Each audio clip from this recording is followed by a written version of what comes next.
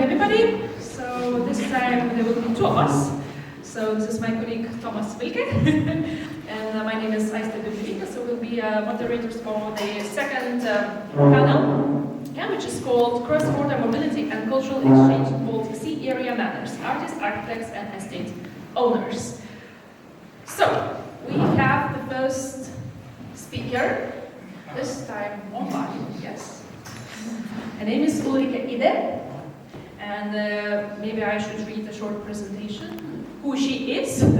Yeah, probably. She's good morning to everyone as well. She's a colleague of mine of the research team of the MANORS Research Center.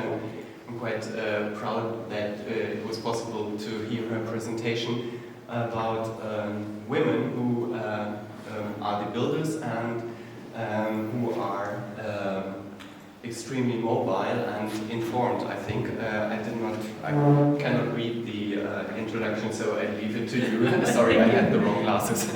Okay. So, who is Ulrike Ide? So, she is historian and art historian, and from December 2021 to June 2025, she worked as a research assistant and doctoral student at the Center for Manor Houses in the Baltic Sea region at the University of Greifswald? Oh God, Greifswald. Griffin Wood. Okay. Hard for me to pronounce it. Her research interests include life in manor houses in the 18th century, provenance research, and the field of digital humanities. She published online and print media as part of international provenance research projects on the art dealer Hildebrand Kurlik and on German art in the early 20th century. So, the stage is yours. Welcome. Thank you very much. Thank you very much for the kind introduction. And the organizers, thank you for having me and for the opportunity to take part via Zoom. I'm starting with my presentation, Noble Women as Architectural Patrons in the rural Baltic Sea region of the 18th century. When we speak today about female architectural patronage of the early modern period, we usually think of patronage by the high nobility. For women of the landed gentry, systematic studies are largely lacking. However, there are a remarkable number of women who had considerable scope for action. They have quiet plans, fought for their rights in court, and commissioned building projects. Two of them, you see their portraits here, I will introduce today. My presentation is guided by the following two questions. Under what social and private circumstances did women of the landed gentry become architectural patrons? And how did the financial resources of the women affect the construction processes and the realized buildings? What all the women in my study have in common is that they were involved in construction processes during their widowhood. For one of the two women, widowhood was not the starting point for her female architectural patronage. This is in context of the early modern marital work partnership as theorized by historians like Heidewunder and Svante Norden. But first, imagine two scenarios. Stockholm 1700. While Swedish King Charles XII marches eastward with his army, a 27-year-old woman makes far-reaching decisions. Christina Piper corresponds with the royal court architect Tessin the Younger about construction plans and oversees the progress of the magnificent manor house Sturefrosch in Östergötland. Her husband Karl Piper accompanies the king in the Great Northern War. The responsibility for construction lies with her. Second scenario, Greifswald 1744. 400 kilometers to the northeast, a 14-year-old woman is fighting a very difficult struggle. Countess Ebba Margareta de la Gardie writes petitions to the Swedish and Russian authorities requesting the return of family estates on the Estonian island of Gardie, today Humor. Both women became architectural patrons, but their paths were accompanied by profound changes within Swedish noble society. Furthermore, they realized their construction projects under completely different conditions and circumstances. Christina Piper was born 1673 into a wealthy and influential Stockholm merchant family. As a daughter of a bourgeois family, she was naturally entitled to inherit and gain commercial experiences at an early age. Through arranged marriage, she became a countess and a representative of the new nobility. Thanks to Charles XI's policy of reduction, she and her husband were able to acquire aristocratic residences of the weakened Swedish imperial nobility. Ebba Margareta de Gardie came from a distinguished Swedish noble family. She was the great-granddaughter of Ebba, the legendary mistress of King Gustav Adolf. In contrast to Christina's family, the ancestors of Ebba Margareta had fallen victim to Charles XI's reduction policy. As a descendant, the countess lived an unsettled life for a long time and had to fight for her manor house. To illustrate how these two different paths to architectural patronage developed, let us first look at the structure of early modern marriage and family in my second point. Historian Ide has shown that early modern society offered women of the rural nobility access to authority and positions of power. The key concept here is marriage as a partnership based on the shared and complementary commitment to the reputation and prosperity of the family.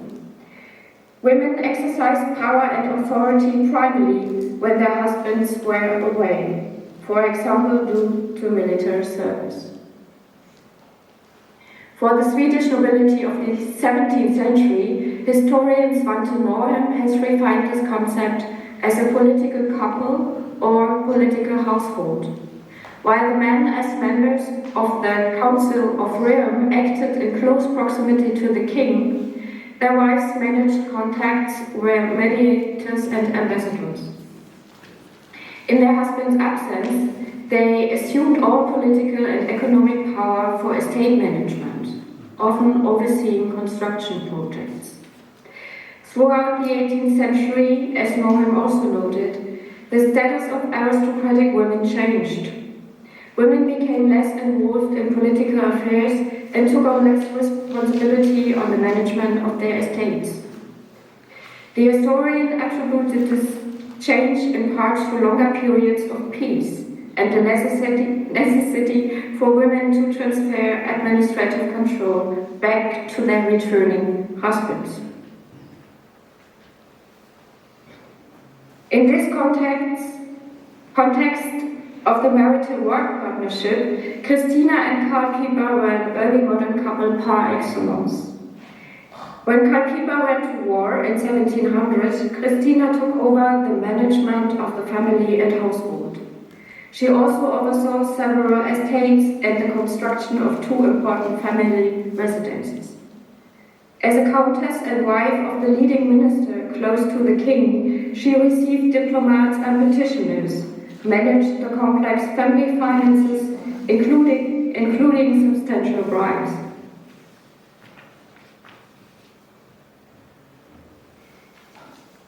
There is no evidence of any construction activity during the marriage of Ebba Margareta de Gardie. Born in Reval in 1704 as only child, she married Frederick Magnus Stenbock, the son of Field Marshal Magnus Stenbock, in Stockholm, 1722. Frederick Magnus, like his father, a member of the military, was rarely separated from his family after Sweden's loss of territory and during peacetime. The couple did not have the financial resources for prestigious buildings. On the contrary, they accumulated debts and lost their family seat Wagner in a fire. After a short stay in Stockholm, they and their children had to live on a modest major's residence in Skåne. Around 1737, they moved to the northeast of Estonia, where Frederick Magnus had inherited the entailed family estate, Kolga. Although the Countess family connections read like a who's who of the old Swedish elite, Stenbock, Oxenfjord, Bra, Horn, even the Tessins, her illustrious family tree can hardly hide the changing realities within aristocratic society. Charles XI's policy of reduction from 1618 onwards returned many of the old nobility's land back to the crown. Ebba Margareta's grandfather, Jakob de la Gardie, had purchased the Estonian island of Dagu in 1624 from the indebted King Gustav Adolf. 70 years later, Ebba Margareta's grandfather, Axel Julius de la Gardie, lost not only the most estates in Sweden and Finland, but also all his estates in Estonia. With the loss of their lands, the direct political influence and wealth of the Swedish imperial nobility declined. The Swedish kings Charles XI and XII promoted the bureaucratic nobility. Christina and Karl Piper embodied this new elite. Christina's wealth enabled Karl's rise, while his position gave the family access to the highest circles. The couple's first residence was a well-known townhouse in Stockholm, which the financially troubled Königsmark family had to sell. The redesign of the interior enabled the couple to have a first collaboration with the royal court architect Nicodemus Tessin the Younger. I continue with my third point, from wife to the widow. Christina's path to independent architectural patronage took place in two phases. During her marriage, she was already responsible for two prestigious projects. Stillfors and Greifswald were built in her husband's absence. Let's have a closer look at Stillfors. With architect Nicodemus Tessin the Younger, the prestige house and garden were realized from 1700 to 1707. The imposing three-winged house, with richly ornamented ceiling paintings by Tessin, marble stone floors and gold leather wallpapers of Ovid's Metamorphoses, clearly demonstrate the family's social rise.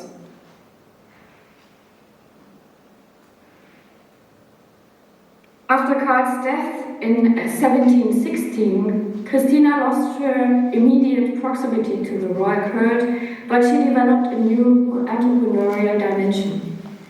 She relocated her center of life from Stockholm to Skåne, bought a lot of land, and invested with profitable results in ale production. Her acquisition strategy can be summarized easily. She exploited the financial difficulties of the impoverished nobility. In the village Andrarum, she had taken advantage of the Beck family's weakened financial situation. After a successful legal dispute, she had taken over their whole Eilenburg. Where the Becks had failed, Christina succeeded. With her money and business contacts, she was able to increase ale production significantly. With this universally used mineral salt, she conducted lucrative international and national business. In order to coordinate the business and production on site, she needed a suitable house. In contrast, Ebba Margareta de la Gardie spent a long time trying to get back the confiscated family property on the island of Dagu. For Ebba Margareta, widowhood from 1745 onwards meant finding a new purpose in life. She sought political power through land ownership. A year before her husband's death, she had already begun campaigning for the return of the Dagu estates. And this was a real challenge. It took her a full 11 years before she got the property of her ancestors back, which since 1721 had officially belonged to the Russian governorate of Estonia. Her strategy, she cleverly used her sons, whom she had educated for Russian military service. These connections opened doors to the Tsarist court. In 1755, Empress Elizabeth returned Großenhof and 4 other estates on the island to her. At the same time, the Countess had to shoulder financial disasters again. When her mother died in 1753, Ebba Margareta, as the only child, inherited for the time being nothing. Anna left her entire fortune to 3 of her granddaughters. The construction of Ebba Margareta's manor house began around 1755. 2 years later, she was forced to borrow the large sum of 20,000 rubles from her eldest son, which she had to repay with 6% interest. I come to my 4th point, architectural patrons in widowhood. Christina's new house was planned and built in Andrarum, was planned and built as a 3-story complex with 3 wings by regional fortress architect Georg Mockerton, while master builder Peter Franzum completed the flanking side buildings.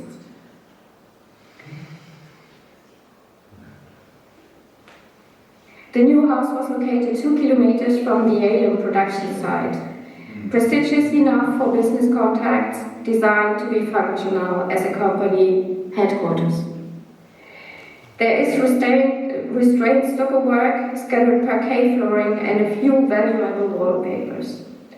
Compared to Dönhoff, it is clear that in this case the Baroque opulence is subordinated to the purpose of the house. Back to Estonia. Countess Ebba Margareta took over Großenhof, which is today Sudemoisa, as a well-equipped estate with lime kiln, stables, storage buildings, and large utility garden. She decided to have a new manor house built. The construction of the Corps de Logis lasted 5 years till around 1760. The house was completed with the addition of the side wings in 1772. The result was a 3-winged complex with a 2-story residential building that was originally plastered in a pink shade. No renowned architect is known to have been involved. The house was constructed by builders who had gained experiences in Russia, among other places. The designs for the house were probably based on templates in pattern books and construction manuals. All of the island's resources were effectively used for the construction.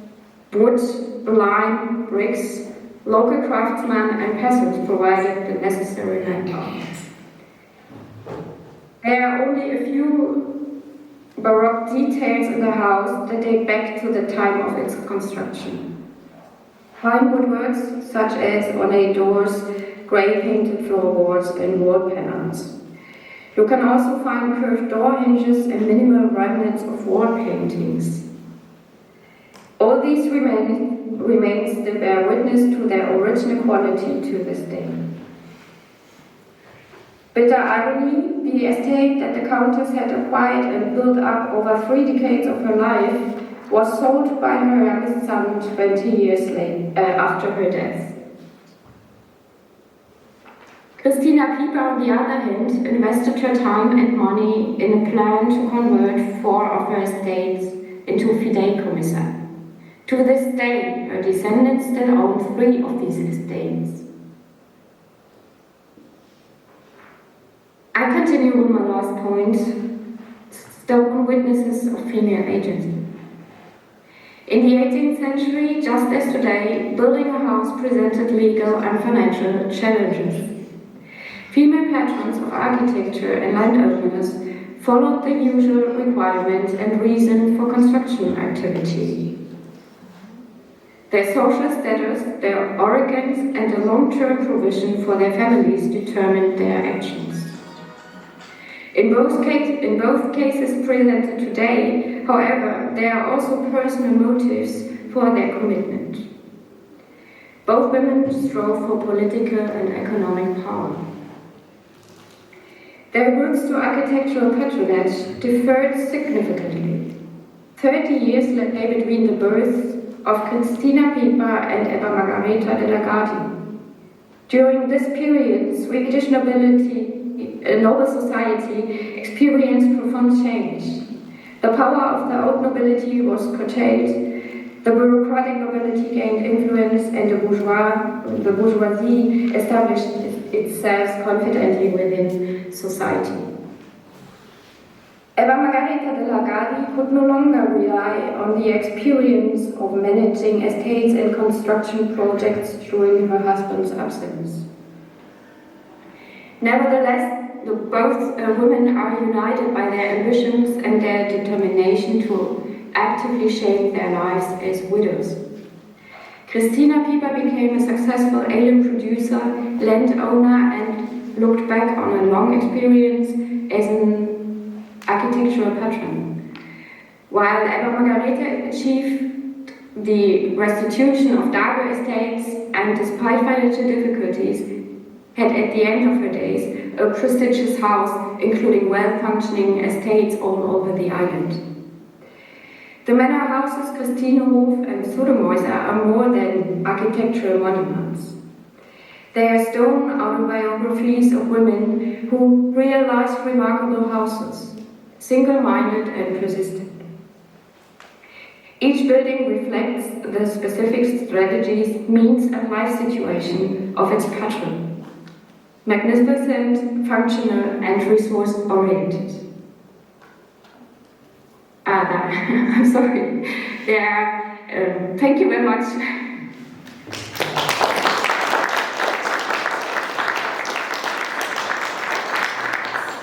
Thank you very much, Ulrike. I suppose there may be some questions regarding the status of women in that time and how they evolved in this case study.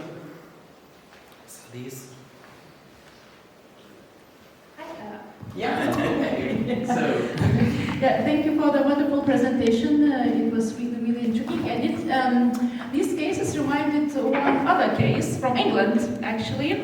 And I don't know if anybody of you heard about the Bess of Hardwick, which was the contemporary for Elizabeth I. So the second part of 16th century. And she was married 4 times, and after the death of the last husband, she built one of the most beautiful architectural works, the Hardwick Hall, the residence which still remains today, and it's considered to be the gem of the 16th century English architecture. And so, yeah, sometimes being a widow was a, good thing. So one thing, and here I also... I'm sorry, I don't understand well. Okay. It's acoustic problem. Okay. I'll try to do my best. Hello. Hello. Hi. Okay. So just your case reminded me some other examples from England from 16th century, the Bess of Hardwick. I don't know if you are familiar with her. And after being a widow for the 4th time, she also built the architectural masterpiece, the Hardwick Hall. And I also remembered one article, I think it was in French, about the tendency which appeared in the 16th century, that rich ladies from aristocracy became more and more responsible for architectural gems, especially if they were religious objects like chapels or altars, for those who passed away and others, while men remained responsible for art collections mostly. So I was wondering if you could see the same tendency in Sweden, or were there any strong art collectors from the women field? What do you think? I'm just for the both women I presented today, there is nothing known about art collections. Christina was a businesswoman, and what I know is that Ebba Margareta was interested in collecting books, and this was a family tradition. I think she had a library in her manor, and the family, of course, possessed some artworks from portraits, family portraits, and portraits of political people, horses, but it's nothing known about the collection because it was lost in the 40s of the 20th century, or some pieces were lost. Christina was very interested in gardening. I think that is also a very special thing, and she worked with Tessin and Adelkrans creating gardens, and her gardens were mentioned by Karl Linné as well. He was impressed by her gardens. These are the other things I know about the two women I presented here today. So there were no, I think their husband didn't collect art or something like that, but I'm not sure because they have no material to write about that or think about that. Okay, thank you. Are there any further questions?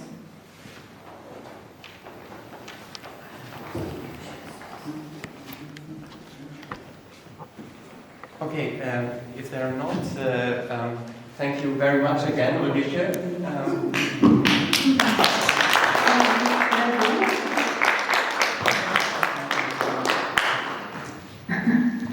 Okay, so I say goodbye. Thank you very much. Bye. Bye.